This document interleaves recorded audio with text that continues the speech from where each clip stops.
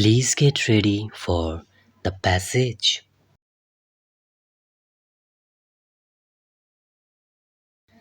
Mr. President, it is no accident that Indonesia is the first country I have visited since my assumption of office. Indonesia and India are neighbors who share a common cultural heritage and whose record of peaceful cooperation over the centuries can perhaps be regarded as a model for relations between states. In the more recent past, our peoples inspired one another in a mutually reinforcing struggle to rid ourselves of colonial domination.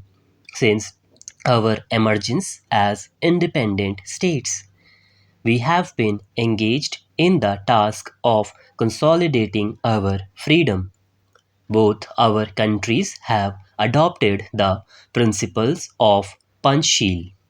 In a world characterized by competition between power blocs, we concluded that a policy of non alignment was best calculated to consolidate our independence and to foster our political and economic development in directions best suited to the genius of our people.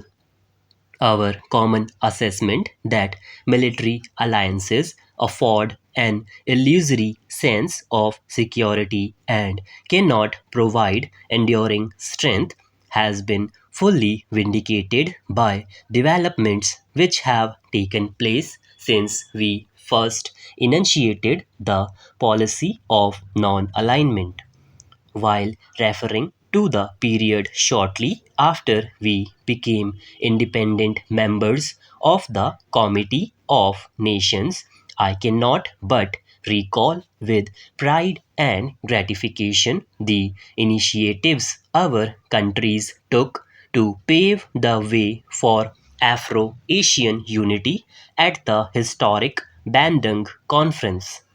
The ASEAN countries have formulated proposals calculated to ensure their stability and security from external interference. We fully share the concerns and aspirations of the ASEAN countries and have pledged our cooperation in the attainment of their objectives. The concept of the Indian Ocean as a zone of peace constitutes yet a further assertion on the part of the littoral and hinterland states of their concern over the tension and the serious intensification of the arms race caused by the expansion of great power presence in our region.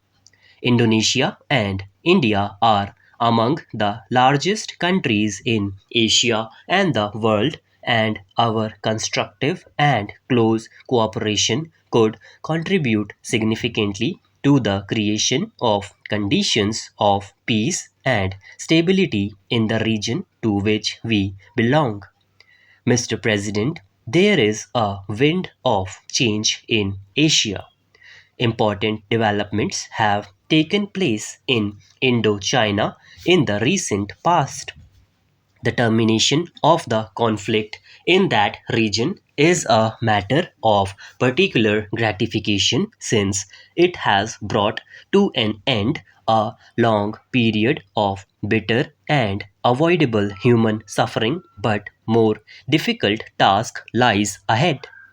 The new situation which has emerged is of great significance for Asia since it opens up the prospect of a constructive and fruitful relationship among the states in the region based on sovereignty, territorial integrity, and cooperation and mutual benefit. The situation in the subcontinent has changed fundamentally since the emergence of Bangladesh as an independent nation in 1971. We have been earnestly engaged in the process of establishing a climate of durable peace in our region and are determined to persist with these efforts. In West Asia, the situation will remain tense as long as forcible occupation of Arab territories is not vacated and the legitimate rights of the Palestinian people are not recognized. These various developments have tended to underscore the question of security and development in the Asian context. Mr. President, it is our belief that in the ultimate analysis, these can most effectively be assured through the establishment of stability and internal strength, both the national and regional contexts.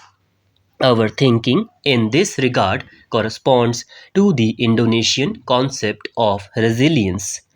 The fabric of peace and stability can be further strengthened through bilateral economic and cultural cooperation, which can gradually be extended to assume a multilateral character.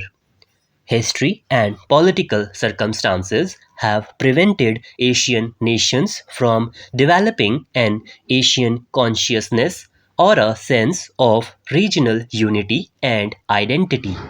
I am confident that through the promotion of closer cooperation and understanding between the nations of our region, we can take decisive and meaningful steps towards the attainment of a goal which would undoubtedly be in the interest of all our people. Mr. President, both our countries are engaged in the monumental task of improving the quality of life of our peoples. We realize that we must undertake the responsibilities of economic development and social justice with the same vigor which motivated our struggles for independence, since freedom can become secure and meaningful for our people only if it has social and economic content. The responsibility to make the less developed countries economically strong has to be accepted by the international community as a whole as an essential prerequisite for durable peace and security, and the developed and rich countries have an obligation to promote this process. It is equally necessary for the developing countries to assist one another by sharing their resources and skills and by establishing close links for mutually beneficial economic cooperation.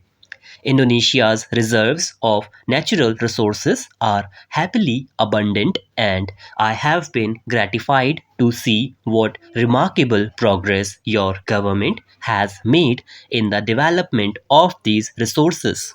We in India have made our own efforts to develop our technology.